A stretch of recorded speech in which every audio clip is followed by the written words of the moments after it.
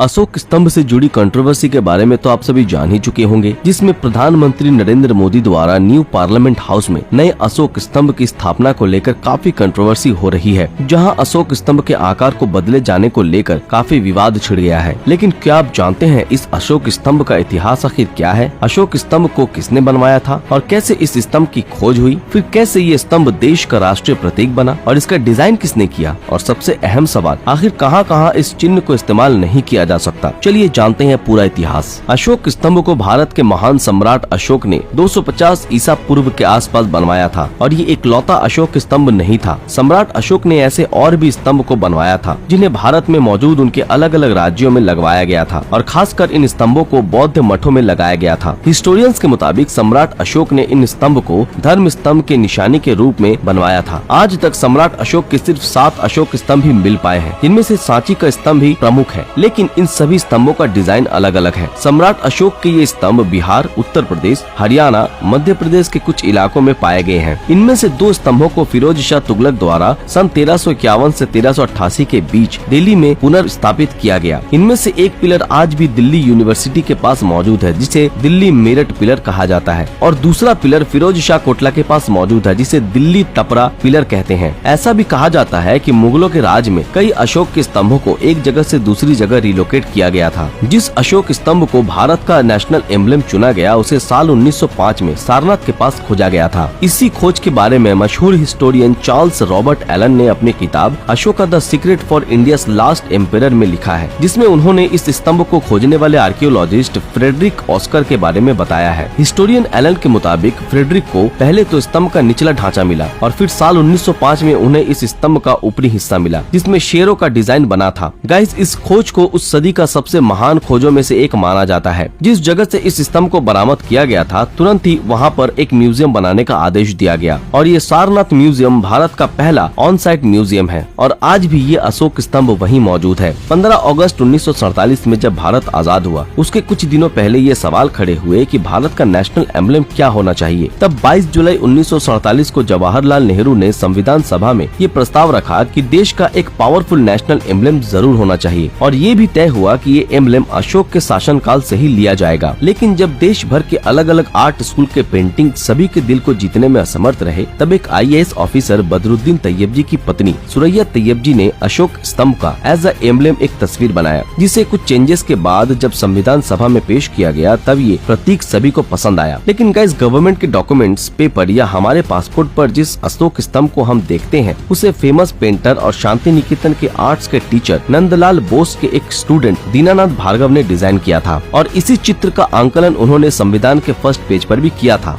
जब भारत में इसे नेशनल एम्बलम के तौर पर स्वीकार किया गया, तब इसके द्वारा सामाजिक न्याय और बराबरी की बात भी की गई। इंडियन गवर्नमेंट ने 26 जनवरी 1950 को इस अशोक स्तंभ को भारत के नेशनल एम्बलम के तौर पर स्वीकार कर लिया। गाइस, अब अशोक स्तंभ से जुड़े कानूनों के बारे में भी बताते हैं। अशोक स्तंभ का इस्तेमाल सिर्फ संवैधानिक पदों पर बैठे शख्स ही कर सकते हैं। इसमें भारत के राष्ट्रपति, उपराष्ट्रपति, प्रधानमंत्री, केंद्रीय मंत्री, राज्यपाल, उपराज्यपाल, न्यायपालिका और गवर्नमेंट सेक्टर के उच्च अधिकारी शामिल हैं। लेकिन रिटायर होने के बाद कोई भी एक्स गवर्नमेंट ऑफिसर या एक्स मिनिस्टर बिना ऑर्डर के इस एम्बलम का इस्तेमाल नहीं कर सकता। इस लॉ के मुताबिक अगर कोई आम नागरिक अशोक स्तंभ का इस्तेमाल करता है, तो उसे 2 साल की जेल और 5,000 रुपए तक का जुर्माना हो सकता है।